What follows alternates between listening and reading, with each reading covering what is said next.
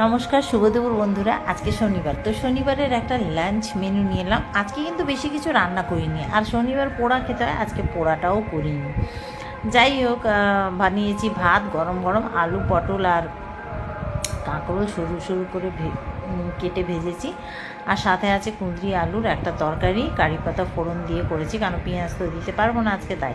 আর এটা হচ্ছে সেই লঙ্কার আচার, বড় বড় লঙ্কাগুলো হয়, তা মশলা ভরে আচার করেছি। এটা আমার ঘরেরই তৈরি, আর আচারটা 2 বছর হয়ে গেছে। আচার তো তেমন খাওয়া হয় না, ওই নিরামিষের দিনে একটু একটু খাই। আর ভাতের ওপরেই ডালটা নিয়ে নিয়েছি। আজকে ভাতটা না মানে একদম গরম, মানে আমি কোনোদিনও গরম ভাত আমার কপালে জোটে না, রান্না করি সব করি কিন্তু জোটে না, ঠান্ডা ভাতই খাই। আজকে অনেক দিন পর গরম ভাত খেলাম, আর ভাতের ওপরে ডাল দিয়ে এইভাবে খেতে